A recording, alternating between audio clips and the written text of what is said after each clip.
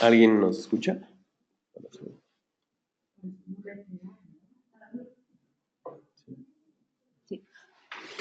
¿Qué tal? Muy buenos días a todos. ¿Cómo están? Bienvenidos a este seminario online. Parece que ya están muchos conectados aquí con nosotros y ya estamos listos para hacer la presentación de este seminario online. Es un tema bastante controversial. En cualquier momento del día, tú que nos oyes, te conviertes en peatón, y por eso es que vamos a abordar este tema de las NOMs de banquetas, que es una construcción de una norma oficial de banquetas. Este es un tema prioritario. Como les comentaba al inicio, en cualquier momento usted se convierte en peatón y hay algunas banquetas que son dignas de caminar y otras que son dignas de esquivar. Entonces, esto es un tema fundamental.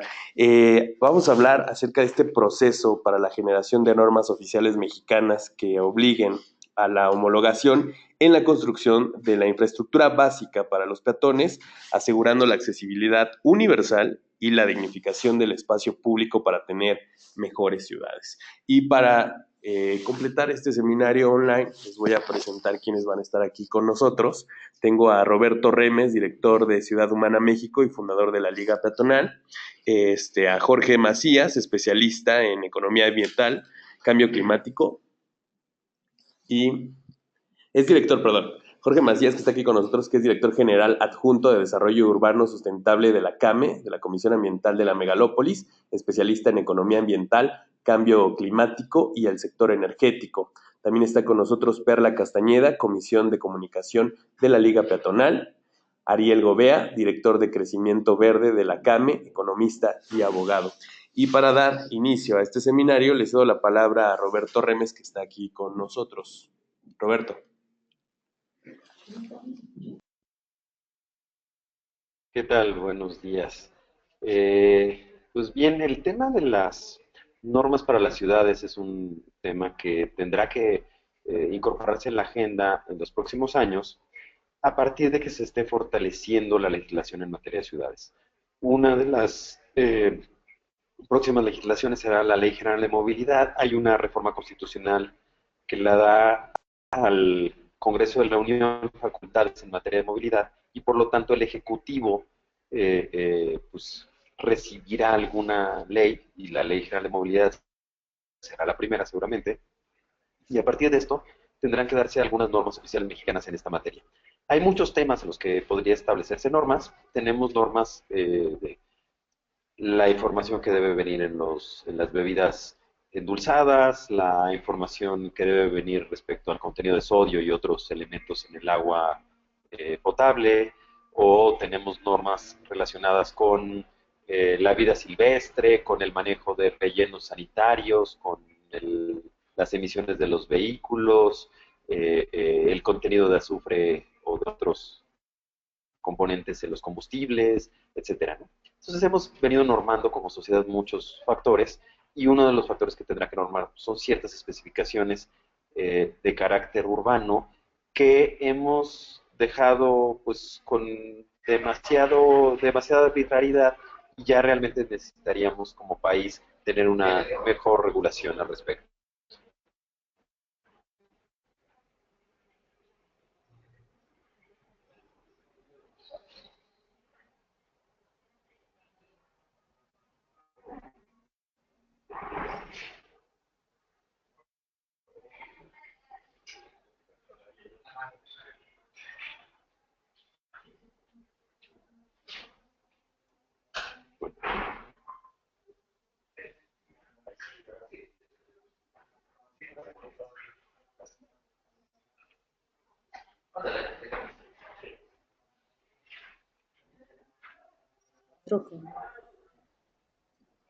Hola, buen día. Acá Perla Castañeda, ya entro de lleno tratando de identificar qué tipo de instrumentos existen y específicamente me voy a abocar a lo que encuentro en la Ciudad de México. Específicamente, le voy a denominar la dispersión y la omisión de los instrumentos normativos en materia de infraestructura peatonal en la Ciudad de México.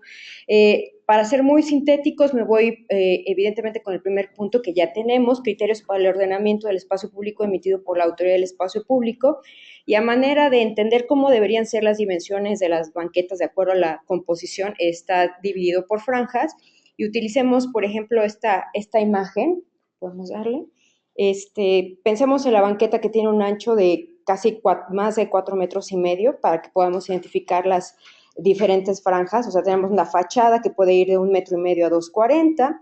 Tenemos la franja peatonal, que esa es la que nos interesa para pensar en la libre y la segura traslado de peatones de 1,5 metros a 2,40, y tenemos la franja de equipamiento, que suele ser bastante invasiva en algunos casos específicos aquí en la Ciudad de México, que puede ir de 0,60 a 1,5 metros.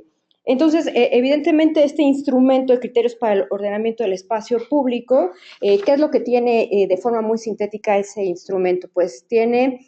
está sugiriendo que los puestos fijos y semifijos deben ubicarse en la banqueta, pero sin impedir el libre traslado. La superficie de piso debe ser firme, de materiales lisos, antiderrapantes, debe contar con pavimentos táctiles. Otro instrumento que nos encontramos para la Ciudad de México es la norma técnica complementaria para el proyecto arquitectónico, que también se complementa con el criterio de ordenamiento. Ya hablamos de las franjas y está pensando también en la zona de seguridad, el paso a nivel, en acabados.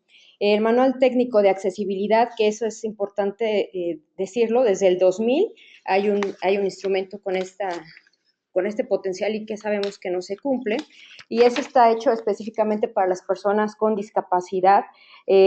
Piensa en banquetas, en cruces peatonales, o estamos ya viendo la banqueta, pero más allá, como un todo, como la infraestructura peatonal, ¿no?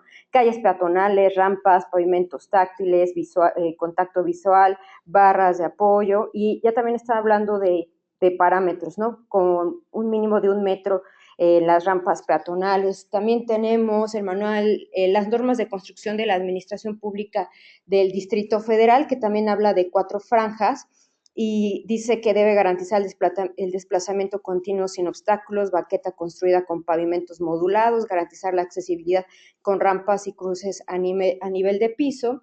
Y a lo que hace a normas, le damos a la otra, okay, la siguiente, tenemos la norma 030 de la Secretaría de Salud, características arquitectónicas para facilitar el acceso, específicamente a lo que hace tránsito. Pues ahí también nuevamente se vuelve a reiterar el pavimento firme, antiderrapante, uniforme, rampas accesibles. Es decir, sí tenemos una serie de instrumentos que hablan cómo debe ser la construcción, cómo debe ser el diseño. Queda esta parte también que habla el rezago que tenemos en cuanto a pensar en los peatones. En esta parte que después voy a preguntarle también a otros panelistas, cómo queda el tema de mantenimiento para saber si se puede integrar a una norma oficial, cómo queda esta parte también de poder evaluar la satisfacción de ese espacio público que ya se va interviniendo.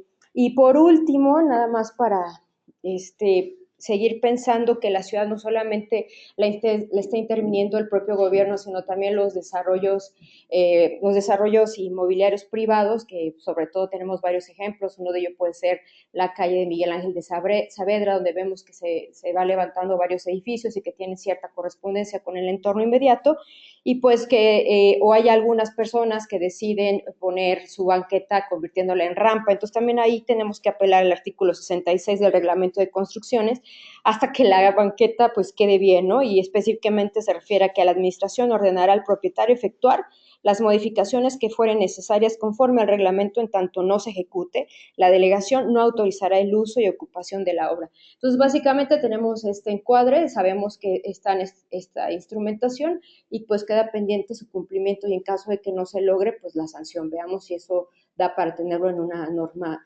oficial de banquetas. Voy a dar paso al siguiente participante.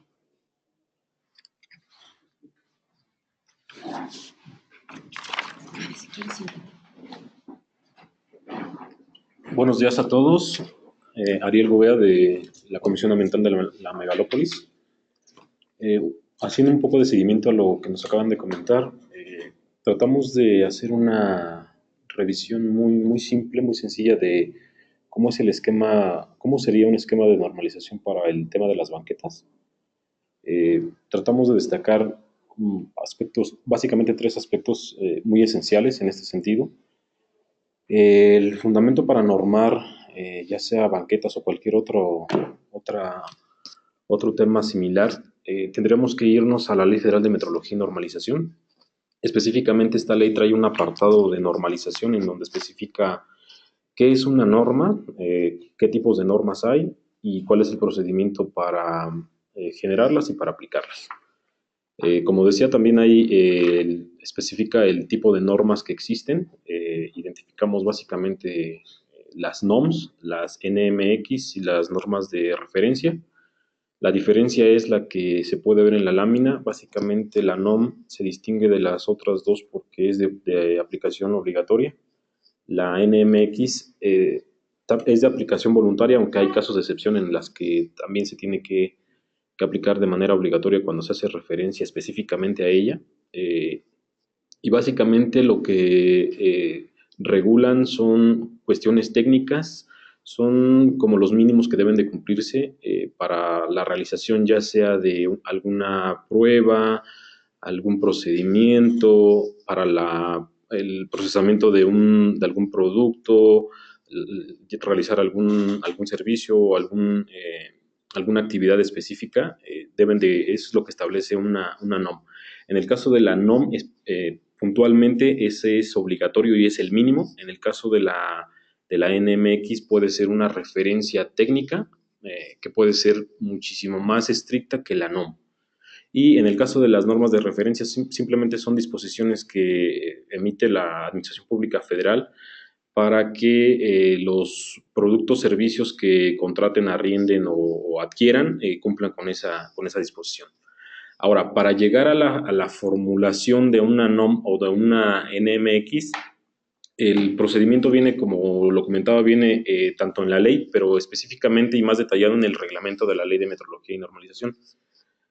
Básicamente lo que a quien tiene que acudirse es al Comité Técnico Nacional de Normalización, o puede ser una dependencia pública federal la que lidere, dependiendo de la materia que estamos hablando. Acá si estamos hablando de banquetas podría ser, por ejemplo, SEDATU, quien lidere la formulación de la norma.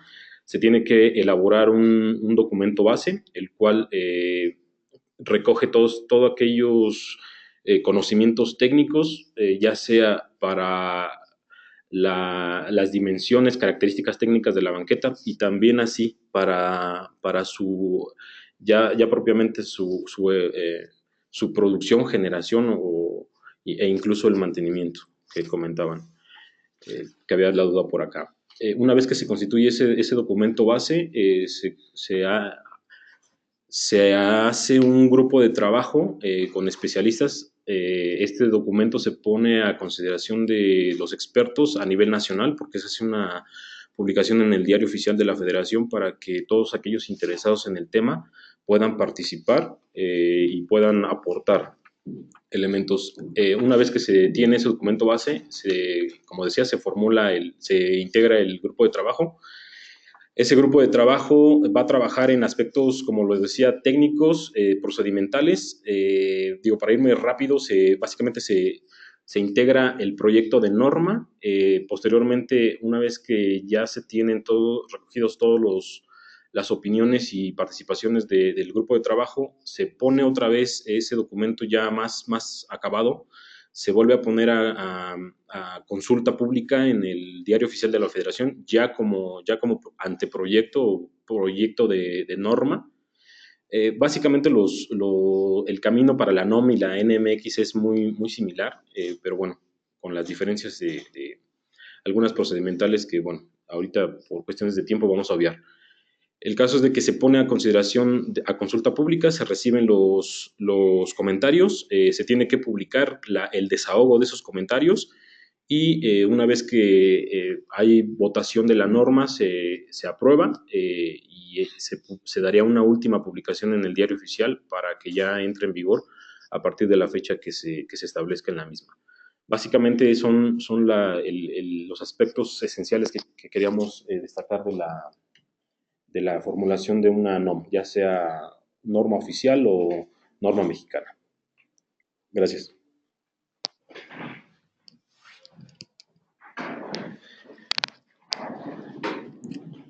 Bueno, buenas tardes a todos. Es Jorge Macías. Yo voy un poquito a ahondar sobre lo que ya el licenciado Ariel les comentó sobre el proceso, pero más en términos de lo que se ve en la práctica, en la formulación de una norma y los retos específicos que no están escritos, ¿no? Si bien, como bien decía Ariel, todo esto empieza con un documento de proyecto o de norma. Antes de eso hay mucho trabajo que se tiene que realizar. Este documento base al que se refiere Ariel, en realidad, pues, tiene que venir de cierta manera patrocinado por una institución. Y en mi experiencia en el desarrollo de normas, si no existe el convencimiento de una institución, y creo que esta iniciativa viene más bien desde la sociedad civil, se puede empezar a trabajar desde fuera. La experiencia que yo tengo en específico fue con la norma de eficiencia de vehículos nuevos, y en donde en realidad, bueno, era una norma que estaba auspiciada por Semarnat y que pues llevó un año de trabajo a Semarnat para empezar a diseñar el documento base. La realidad es que se desatoró en el momento en el que tanto Centro Mario Molina como el Centro de Transporte Sustentable realizaron un primer borrador de norma, y esta fue entregada a Semarnat. Ese documento le sirvió de base a Semarnat y empezó la discusión a partir de que se entregó ese documento. Entonces, asumiendo que la mayoría de la gente que está o que forma parte de la Liga Peatonal es parte de la sociedad civil, creo que el trabajo empieza desde mucho antes, empieza desde el desarrollo de un documento que se puede empezar desde ya.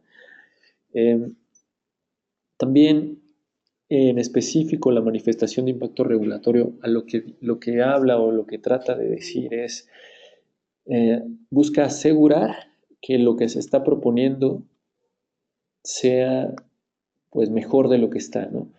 Y eso en términos económicos y administrativos. Es decir, tenemos que tener las bases técnicas suficientes como para demostrar que lo que estamos proponiendo genera más valor de lo que se encuentra ahorita. En otras palabras, de lo que vamos a forzar a que se gaste va a ser menos de lo que vamos a ganar económicamente. Esto sobre todo porque la manifestación de impacto regulatorio lo evalúa la Secretaría de Economía a través de la COFEMER. También de que los trámites administrativos que vamos a generar digamos que tengan validez o que sean en realidad mejores de los que existían antes. Todo esto se evalúa y eso es clave. Eso es parte de lo que se tiene que tener antes o en el proceso. Digamos que son los puntos más relevantes. Y a lo que me lleva a alguna serie de preguntas que tenemos que responder o que se tiene que responder como liga peatonal. La primera es, ¿para qué necesitamos una norma? O sea, ¿qué queremos alcanzar con ella? Por lo que ahorita he escuchado, tanto de Roberto como de Perla, hay varios intereses específicos, tanto en materia de diseño, en materia de seguridad, en materia en fin, inclusive de mantenimiento, ¿no?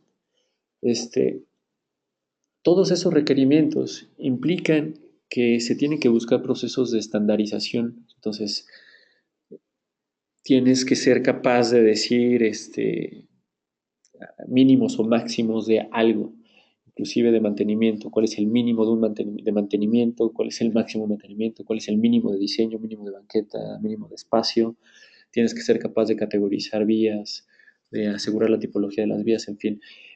Todo eso es necesario, pero la definición nos va a llevar a qué tipo de instituciones necesitamos involucrar. Por ejemplo, si es en diseño, quizás ese dato, pero si es en seguridad pública, si es en las condicionantes de seguridad, bueno, ahí quizás tengamos que incluir también la seguridad pública. Si es en las condicionantes de mantenimiento, bueno, también debe ser Sedatu o alguien más, ¿no? Pero a lo que voy es, el alcance que le queramos dar implica el tipo de actores e instituciones que tenemos que involucrar. Por eso es que hablábamos de medio ambiente, salud, seguridad pública, etcétera, ¿no? Y pues digamos que el tipo de trabajo que se tiene que hacer en caso de involucrar más instituciones, pues se vuelve complejo. En específico, por ejemplo, el tema de la norma de eficiencia en la que yo estuve involucrado, estaba Secretaría de Medio Ambiente, Secretaría de Energía y Secretaría de Economía. Entonces, se volvió un poco complejo porque cada uno de ellos, en el proceso que explicaba anteriormente, Ariel, pues el ciclo se multiplica por 3 porque se tiene que generar, no importa. Eh, el ciclo se multiplica de cierta manera por 3 porque son 3 instituciones, son 3 órganos de gestión, que es, por ejemplo, Comarnat en el caso de Medio Ambiente, Cofemera en Secretaría de Economía y el órgano específico que tenga ese dato, ¿no? Entonces, también es necesario entender quién va a ser un auspiciante. O sea, desde la sociedad civil se puede empezar a trabajar el documento base, pero la verdad es que si no tiene un apoyo institucional real desde la federación, de alguna institución federal, es que la realidad es que no va a avanzar, no va a avanzar. Entonces, y además, otra discusión es si esta institución que le va a auspiciar la norma tiene la fortaleza institucional de vigilancia suficiente, porque hay muchas normas que son listas de buenos deseos, pero que en el momento específico de la aplicación no se aterrizan en una vigilancia suficiente, no tienen las capacidades de vigilancia. Entonces, esto es, digamos que es un tema innovador, lo que estamos ahorita discutiendo, pero sí requiere que también tengamos una discusión sobre qué mecanismos de vigilancia se tienen que generar, cómo se relacionan con los instrumentos a los que Perla hacía mención, qué queremos generar, ¿no? Y al mismo tiempo, esto se vuelve una pelea paralela junto con el desarrollo de la norma, porque entonces tienes que generar las condiciones de vigilancia suficientes como para que cuando salga la norma tengas las capacidades de vigilarla y aplicarla. Después de tener el documento, Ariel hablaba de que se tiene que desarrollar un grupo de trabajo. Este grupo de trabajo eh, la genera la secretaría o institución que impulsaría la norma, pero el proceso es estratégico porque aquí, por ejemplo, se llama especialistas, se llama todo aquel ente que está siendo afectado por la norma o que se podría haber afectado. Y aquí es clave, o sea, si en algún momento se desarrolla o se abre el grupo de trabajo, es muy importante que la Liga Peatonal o las instituciones que la representan busquen ser parte de ese grupo, porque en realidad si no lo son o si no lo somos, quedamos fuera, no tenemos voz, voto ni nada. Entonces es muy importante que se solicite la acreditación a ese grupo de trabajo una vez o toda vez que se forme. Es importante hacer un mapeo de los actores que están en ese grupo de trabajo y entender qué relevancia, o sea, qué tan importantes son en el empujar lo que se busca y qué posicionamiento tienen. Y la verdad es que se necesita una estrategia específica de trabajo con cada uno de las instituciones o personas que conforman el grupo de trabajo. También, perdón, pues digamos que se requiere de parte de una norma oficial mexicana, que es lo que ahorita se busca, por lo que entiendo, si existe voluntad, se requiere voluntad y recursos para invertir de 2 a 5 años en el proceso. Hay normas que llevan hasta 8 años y que todavía no salen, ¿no? Entonces, por parte de las instituciones que conforman la Liga Peatonal, tienen que, pues, presupuestar esto en materia de tiempo, en materia de recursos humanos, en materia de de frustraciones, porque la verdad es que pues, es un proceso larguísimo que tiene altas y bajas y que lleva a demasiadas frustraciones. Eh, otro, otra cosa o otra línea de trabajo que se tiene que tener al mismo tiempo de lo que explicó Ariel es el desarrollo de información suficiente para realizar una manifestación de impacto regulatorio satisfactoria. Es decir, tenemos entre todos el conocimiento suficiente como para demostrar que los gastos en los que va a incurrir los estados, la federación y los municipios en materia de actualización o de reacondicionamiento de las banquetas es menor de lo que se va a ganar de materia económica. No es que lo dude, ¿no? En realidad estoy seguro de que existen los argumentos teóricos, pero tenemos la capacidad de demostrarlo técnicamente, tenemos los estudios suficientes. Si no es así, pues entonces los tenemos que desarrollar metodología, tenemos que hacer estudios sólidos para generar esta manifestación de impacto regulatorio. Y además de los estudios, de los análisis económicos, también tenemos que saber o hacer un mapeo de todos estos instrumentos a los que se hacen referencia anteriormente, que decía Perla anteriormente, saber de qué manera la norma va a afectar cada uno de los procesos. Entonces, eso lleva un trabajo también casi artesanal de análisis de los trámites, artesanal de los procesos, y pues la verdad es que eso lleva tiempo, recursos, dinero, personas, que nuevamente, ¿no? Si estamos aquí, creo que todos es porque creemos que vale la pena, solamente, bueno, digamos que a nosotros nos invitaron un poco más para decir específicamente qué es lo que necesitamos, ¿no? Bueno, también todo lo que está arriba, todas las preguntas, el que una institución sea el sponsor o el patrocinador de la idea, pues también va a ser muy dependiente de si existe presupuesto federal, estatal y municipal asignado, ¿no? Para llevar la norma a, pues, a la aplicación, ya que si se aplica una norma, bueno, esto va a llevar a cambios importantes.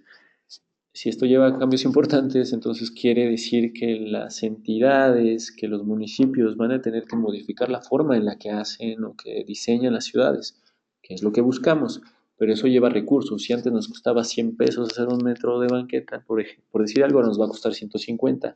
Y si no se presupuesta en la misma línea de trabajo, si no se trabaja para que se presupueste, entonces no se va a aterrizar, ¿no?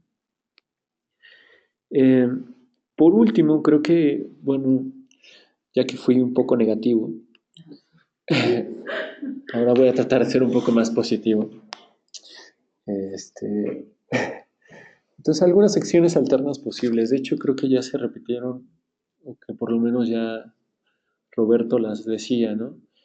Se tiene que incidir en los proyectos de ley relacionados, eso es en el corto plazo y eso no quita el trabajo de la norma, ¿no? O sea, se tiene que trabajar en paralelo para que la ley de obra pública o el proyecto de ley de movilidad puedan incluir criterios de accesibilidad, ¿no?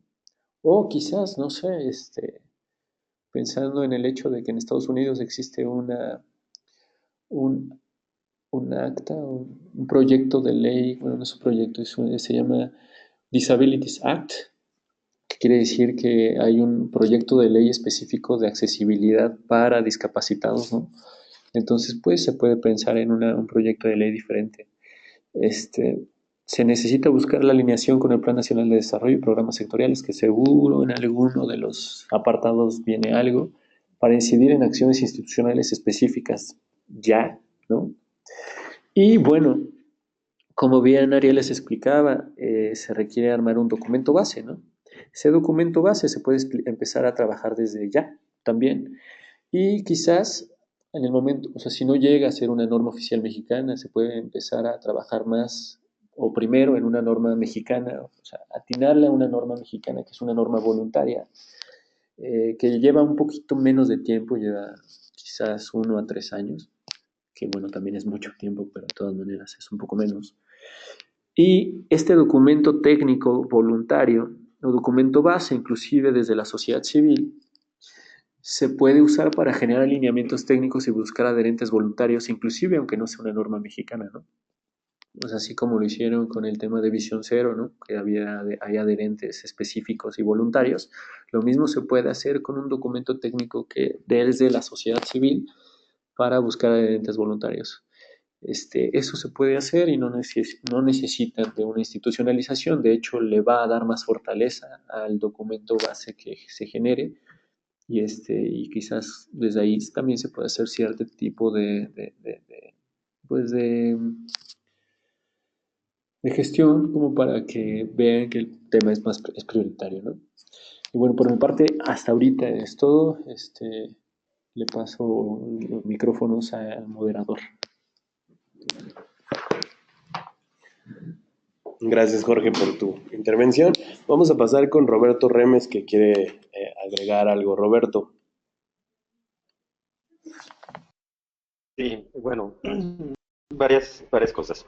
Número uno, cuando uno consulta cualquier norma oficial mexicana, se va a encontrar con un índice muy similar, que va estableciendo los objetivos, las referencias, los métodos de medición y luego una redacción que tiene que ser muy técnica y no prohibitiva, porque el Poder Ejecutivo no tiene facultades para imponer nuevas reglas, sino básicamente el Poder Ejecutivo aplica las reglas que ya emitió el legislativo. Entonces, en esto no es lo mismo decir, se prohíben banquetas menores a 2 metros de ancho. Hay que poner, las banquetas medirán, ¿no?, más de 2 metros de ancho, pero no podemos poner se prohíbe, por ejemplo, ¿no? Es una redacción imposible para una norma técnica. También habría distintas redacciones posibles respecto al nombre. ¿Qué va a pasar, por ejemplo, en pueblos originarios? ¿No? Hay pueblos originarios, en el caso de la Ciudad de México, de las grandes ciudades que se comieron a los pueblos, o simplemente pueblos, que no tienen banquetas, pero que eventualmente tampoco las requieren, ¿no? ¿Cómo tenemos que poner una regulación técnica, una norma técnica, las especificaciones? ¿A qué me refiero? ¿No? Un Tepepan, por ejemplo, tiene calles sin banquetas. Y si pintamos, hay una calle que se llama el Lago Granoso, está pintada la banqueta, no tiene una altura, no tiene, ¿no? Y es perfectamente posible. 16 de septiembre en el centro de la Ciudad de México no tiene banqueta, ¿no? Es una línea de volardos y eso es lo que delimita el área peatonal. Este tipo de cuestiones también tienen que ser consideradas en la redacción de la norma. Y esto podría llevarnos también a la reflexión. ¿Se debe llamar norma oficial mexicana de banquetas? ¿Se debe llamar norma oficial mexicana de banquetas y áreas peatonales en las calles? ¿O algunas otras posibilidades? Yo creo que finalmente los alcances, el nombre también será parte de la discusión. Una posibilidad es verlo al revés, ¿no? Norma oficial mexicana de calles. Y recuerdo algún caso de un proyecto que desarrollé en el que pues, nos encontrábamos como limitante la regulación. Las calles más angostas de un desarrollo eran algo así como 10 metros, lo que se dice de paramento a paramento. Pero al mismo tiempo, la regulación te decía, debe tener 2 carriles de circulación y los carriles deben de medir 3,50, ¿no? Entonces el resultado es que hoy día la regulación municipal nos está diciendo, dale 7 metros al automóvil y dale 1,5 y 1,5 de cada lado. Tendríamos la alternativa, ¿no?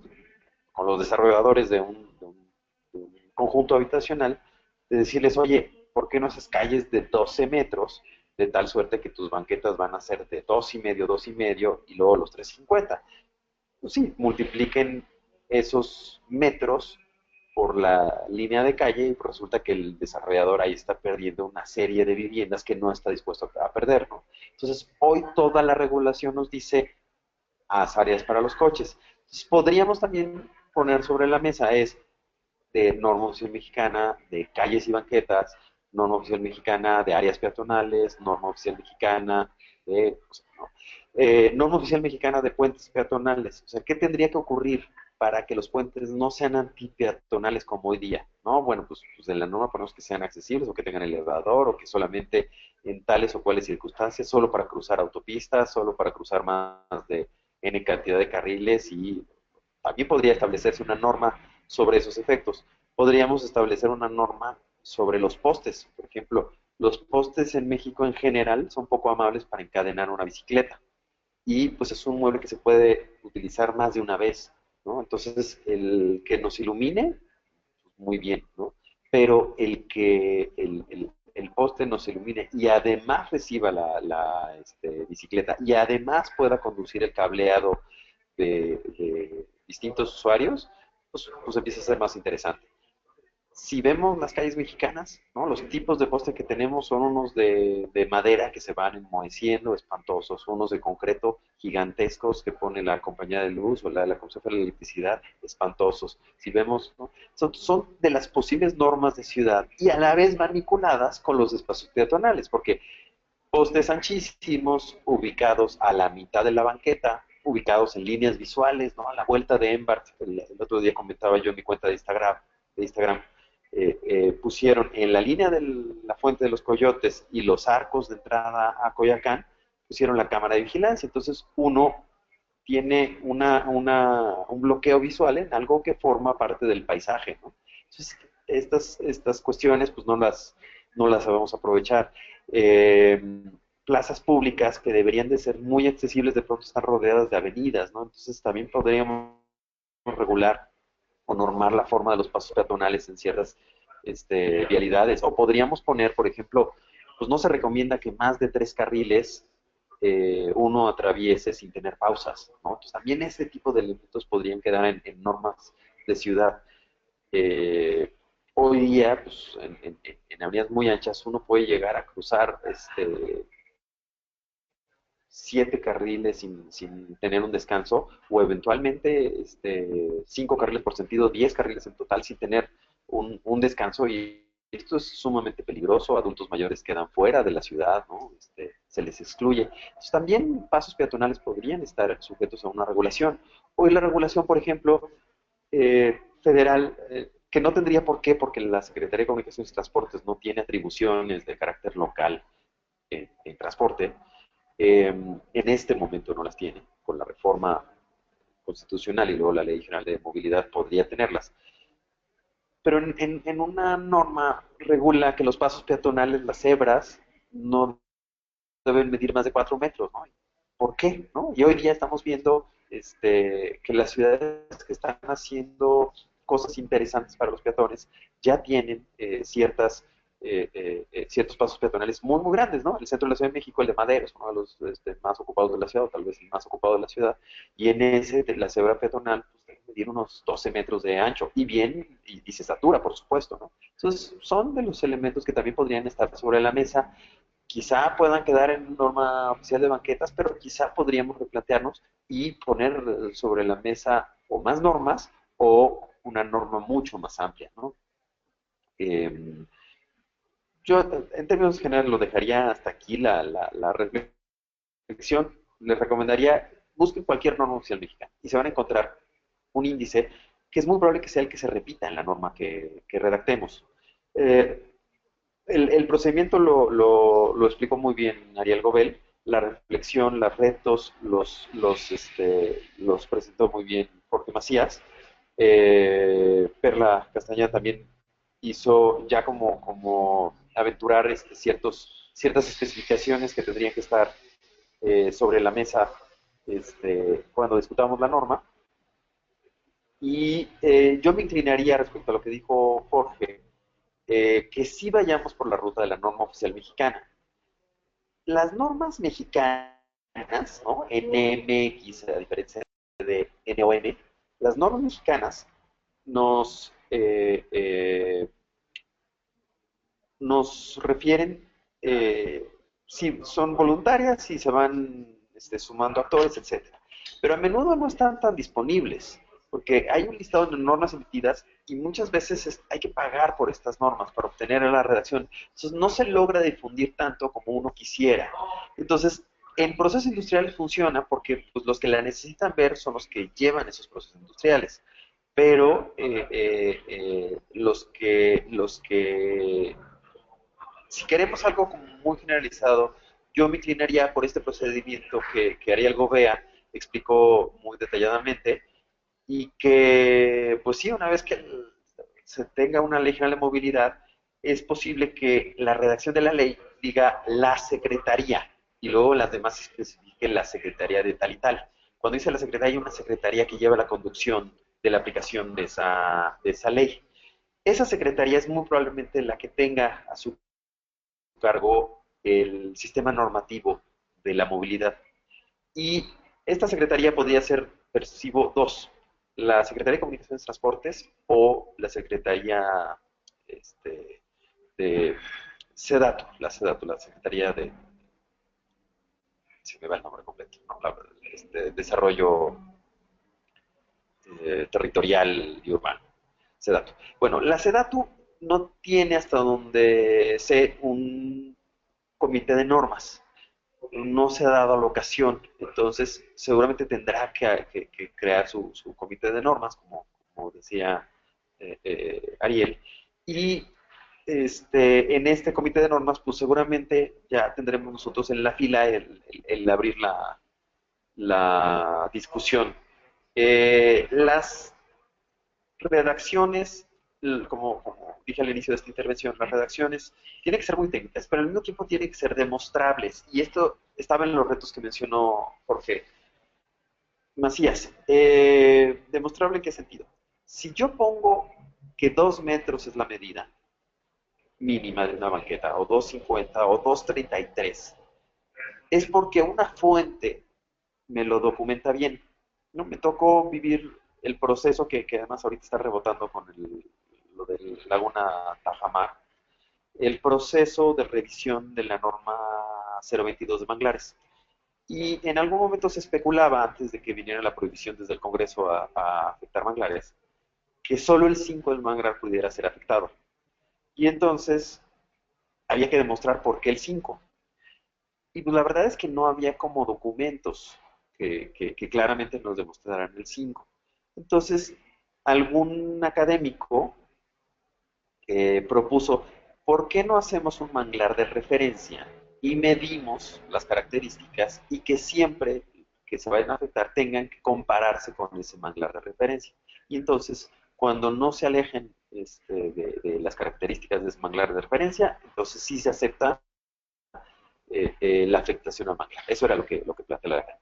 El punto es que esta afirmación o esta especificación de si un banco de referencia de un manglar mejor conservado de la zona, etcétera, hay que demostrar que técnicamente es lo mejor, ¿no? Hay que decir, bueno, pues sí, este manglar está bien por ABC y una investigación de laboratorio, una investigación en campo, no sé cuánto, me demuestra. Y entonces, ese tipo de elementos son los que van a hacer muy sólida la manifestación de impacto regulatorio. Cuando todas las redacciones son a ojo de buen cubero, ¿no? Es decir, yo creo que la banqueta debe tener 10 centímetros de altura, la norma es débil. Cuando yo demuestro que 13 centímetros son los adecuados porque todos los vehículos urbanos, SUV, crossover, etcétera, tienen una altura menor a 13, entonces ya no se van a subir a la banqueta, entonces 13 es la más adecuada, ¿no? Las inclinaciones de la rampa para personas con discapacidad, ¿no? Bueno, pues también hay una serie de documentos que nos dicen las especificaciones son tal pendiente, cada cantidad de centímetros o metros tiene que haber un descanso, tiene que ser de tal ancho, tiene que ser de tal especificación. Estas cosas, si nos encontramos referencias sólidas, es mucho más fácil de plasmar en una norma. Cuando las tenemos que inventar, entonces sí tenemos un problema, ¿no? Entonces yo cerraría mi intervención aquí, ¿no?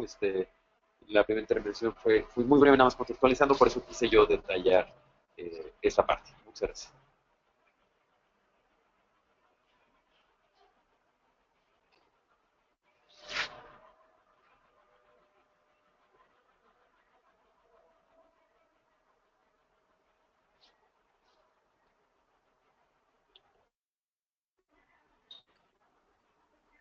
Perfecto, gracias Roberto. Por cuestiones de tiempo vamos a ir rápidamente a las preguntas y respuestas y aquí tenemos algunas que nos han hecho favor de compartirnos. Eh, vamos, vamos a ir con la primera. Dice que si la norma mexicana no es obligatoria, entonces sería pasar 3 años en esta y luego otros 3 años en la otra. Es la pregunta y esa la vamos a ligar con que las instituciones deben ser públicas o también pueden ser privadas e incluso organizaciones civiles. Y esta pregunta, o esta serie de preguntas las va a responder Ariel, así es que, Ariel, adelante, por favor. A ver, en cuanto a la primera pregunta, si fuese una NMX o una NOM, idealmente sí se buscaría que fuese una NOM. Al final tenemos idealmente también la publicación de la Ley de Movilidad, los reglamentos que de ella se deriven y una serie de normas, entre ellas esta, de la que estamos hablando, que permitirían materializar las disposiciones de la ley. Como decía, idealmente sí es preferible que sea una norma oficial mexicana por el tema de la obligatoriedad en todo el territorio nacional. Pero también conocemos de casos en donde se trabaja una NMX como una primera aproximación de cumplimiento de las leyes y de los reglamentos y posteriormente evolucionan. No necesariamente se lleva 3 años, dado que ya tiene un antecedente y ese antecedente se perfecciona en una NOM, el tiempo puede ser muchísimo menor, pero de cualquier modo sí se llevaría al menos 12 meses. La siguiente pregunta, en cuanto a si las instituciones deben ser públicas, sí pueden ser públicas, pueden ser también instituciones privadas y efectivamente también organizaciones y asociaciones civiles. De hecho, por eso es el sentido de la publicación en el Diario Oficial de la Federación, para que absolutamente cualquier persona, institución, ya sea persona física, moral o alguna organización, participe. Pueden ser cualquier tipo de persona. Bueno, yo nada más quiero acotar un poco lo que comenta Ariel, también en el carácter de voluntario de la NMX, porque si bien a nivel federal se puede pensar que es voluntaria la norma, lo que sí puede ocurrir y que ocurre en muchas ocasiones es que cuando los programas obligatorios o los reglamentos obligatorios hacen referencia a esa norma voluntaria, a esa NMX, entonces toma el carácter de obligatoriedad. Entonces no es tampoco tan estricto el sentido de que una NMX, por ser NMX, tiene que ser voluntaria al 100%. En ocasiones inclusive las NMX se vuelven estratégicas porque desatoran los procesos. En términos coloquiales, les da ayuda a las demás entidades a echarles la culpa a la federación, ¿no? A echarle la culpa a la federación. Entonces sí puede desatorar muchos procesos a pesar de que es voluntaria. Un ejemplo es en el caso de varias normas voluntarias NMX en materia de salud. Hay programas ambientales que hacen referencia a normas mexicanas y debido al carácter del programa se vuelven obligatorios. ¿Alguien más quiere comentar algo al respecto? Yo quisiera. Gracias. De vuelta a Perla Castañeda, de alguna forma recuperando lo que nos ha comentado Ariel y Jorge acerca del documento técnico, documento base, pues los quiero invitar a que lean la Carta Mexicana del Derecho de Peatón, que puede ser como una base muy clara de lo que queremos aspirar. Y bueno, responde sobre todo a una premisa muy básica que es la accesibilidad universal, que no es otra cosa más que banquetas que permiten el paso franco, cuando menos de 2 sillas de ruedas caminando lado a lado, pero que también tiene que ver con responder a los derechos del peatón, y no voy a nombrar todos, pero quizá los más elementales en cuanto a este tema, y tiene que ver con transitar con libertad, seguridad y sin obstáculos físicos y visuales, disfrutar la ciudad como peatón, jugar y convivir en el espacio público, a que el mobiliario urbano no entorpezca su andar o su disfrute del espacio, como ha comentado Roberto Remes, a cruces a nivel en todas las vías semaforizadas, a una movilidad libre, segura, incluyente y continua y accesible. Entonces, me parece que esto da pauta para comenzar un proceso de este calibre. Gracias. Paso el micrófono a Roberto, ¿quieres agregar algo? Sí, bueno, no, yo no tenía nada que agregar, dado que respondí después de que los demás habían hablado, entonces, muchas gracias. Perfecto, Roberto. Entonces vamos a pasar con otra pregunta. ¿Ya han revisado el artículo 73 de la Ley de Vivienda que traían por aprobar? Este se promovió como la reglamentación detrás de los desarrollos urbanos integrales sustentables, conocidos como DUIs, ahora DC, y habla sobre las banquetas de manera muy específica según el nivel de vialidad, como lo comentaste hace un momento, Remes.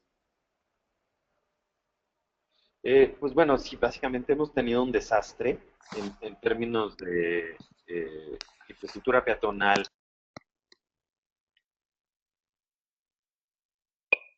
Hoy día todavía las reglas te incentivan a no hacer una buena infraestructura peatonal, justamente cuando tienes vivienda social, que es menos probable que tengan automóvil.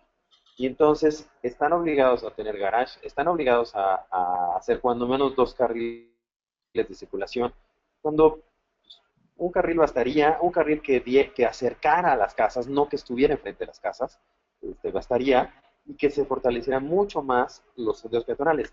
Los, en estos casos, por ejemplo, ocurriría algo interesante. O sea, sin variar los metros cuadrados destinados a la vivienda en esos espacios, es decir, el desarrollador no pierde ventas, el desarrollador podría enfrentar ahorros porque la infraestructura peatonal va a ser más resistente y más barata que la vehicular, y todos vamos ganando ahí, ¿no? Entonces, pues sí, o sea, aparte de lo que citan del artículo 73, pues es lo que hay que revisar, porque justamente se cometen muchos crímenes en nombre del automóvil.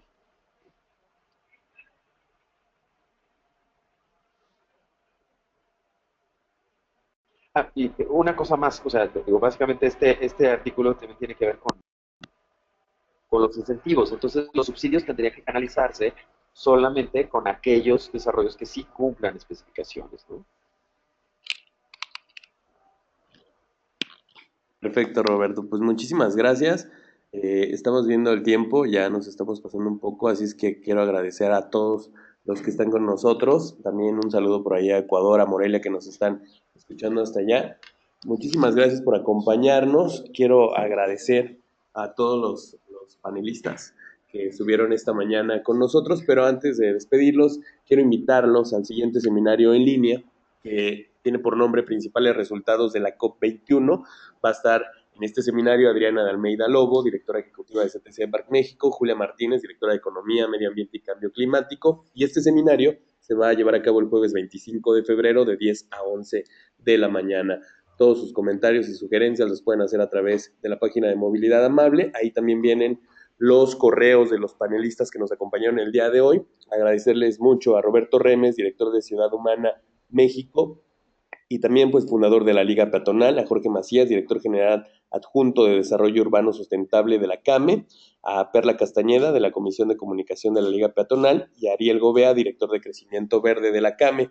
Muchísimas gracias a los cuatro, gracias por estar con nosotros, y este seminario lo van a poder encontrar en un par de horas ya en la página bueno, más bien en el canal de YouTube, que es del CTS Embark México. La presentación la encontrarán a través de la página de Movilidad Amable. Muchísimas gracias a todos y Gracias. no nos resta más que agradecer también la asistencia y participación de todos ustedes que hacen posible estos seminarios. Mi nombre es Alejandro Luna, que tengan una excelente mañana y hasta pronto.